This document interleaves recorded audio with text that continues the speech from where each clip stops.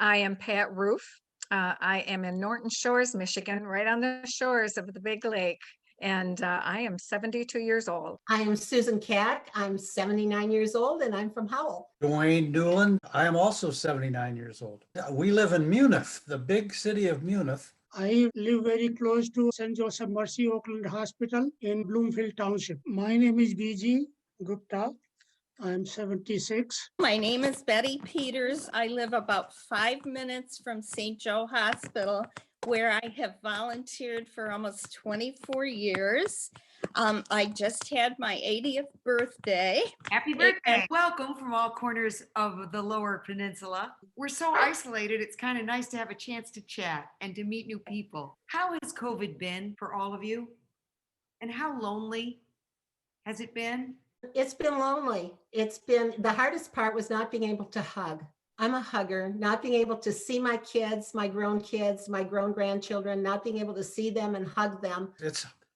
We haven't hugged our daughters or our granddaughter and grandsons since I think last March. That human touch, the human contact, the face-to-face, it's been difficult. It's been very difficult. It has been difficult. I think it's so new for all of us to have to isolate the way that we did, not see our grandchildren and our children. We are doing FaceTime with the grandkids and kids. It has been certainly difficult. My husband passed away several years ago, so working through this kind of thing alone has had a whole different set of challenges. But the one thing I've learned is the importance of just staying connected. I have taken a couple of classes at my church on Zoom. I'm very grateful for social media. Yoga classes we can attend to. When all else fails, I go for a walk or go for a ride in my car. The amount of change you've seen in your lifetime.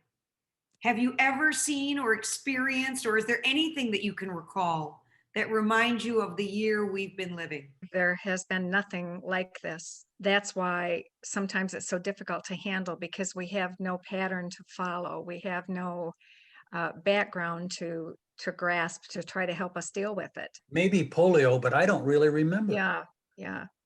I remember lining up to get the sugar cube polio vaccine in grade school. So I remember that. I remember the fear of polio when I was a very young child. I remember my parents and their anxiety over me going out in crowds and to swimming pools and that kind of thing.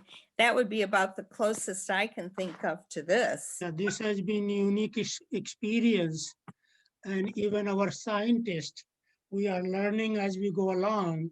Nobody is sure what to expect.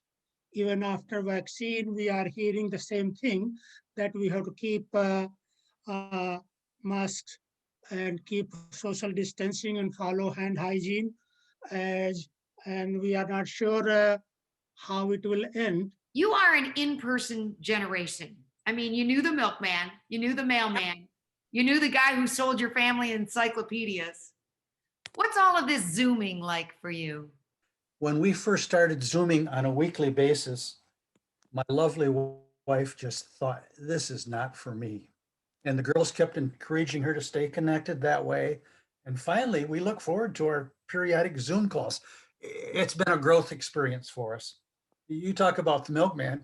My wife and I were farm kids. We're a long way from where we started. Zooming has been something very interesting. I asked my 11-year-old granddaughter how to do it, and she knew, thank goodness. So my children live out of state, and it's just been a wonderful gift for me, especially being alone. It was a little frustrating at first and a little frightening, because Zooming was something entirely new to me. Oh, yeah. FaceTime, I finally have that figured out sometimes. My hope and prayers are we'll go back to our normal life and everybody will remain safe and healthy.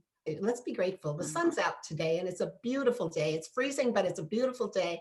And let's be grateful that we can see a smiley face on Zoom, and that we are capable of doing Zoom, and that we are capable of sharing what talents we have. So I'm hoping that maybe our whole world will get to that point a little bit more. And we have toilet paper. And we have toilet.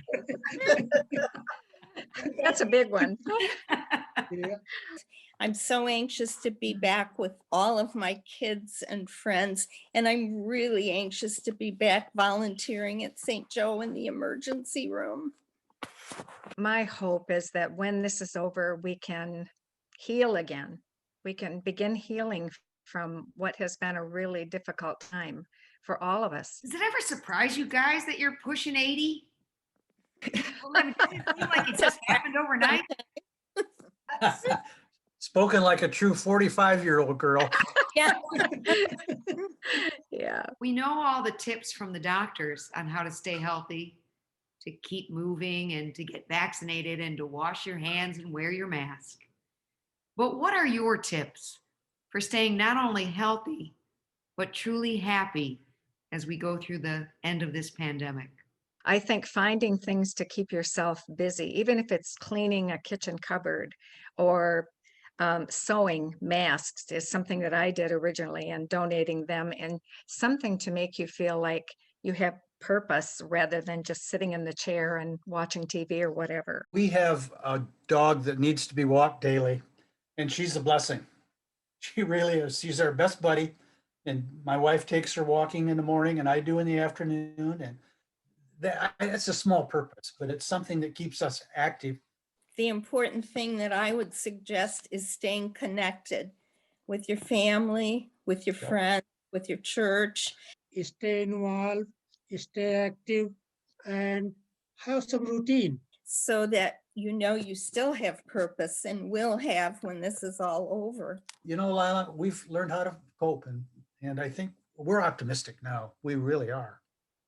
Nobody in our family have caught the virus, and 3 of us out of 8 have gotten the vaccine, so we're getting there. My hope is that we can heal from this and trust science again, and that that things can turn to somewhat normal. I really appreciate you talking about this, and hopefully we can talk again perhaps in a month or two and talk about how much better things are going. Thanks for Sounds- doing Thank this. you. It was a blessing just to hear everyone. Absolutely. Yeah, it was wonderful to schedule that and meeting all of you, and be healthy and be safe. Hugs to all of you right through the screen. You too. All right. You too. All right. Bye. Take care, everybody. Bye. Bye. Take care. Bye-bye.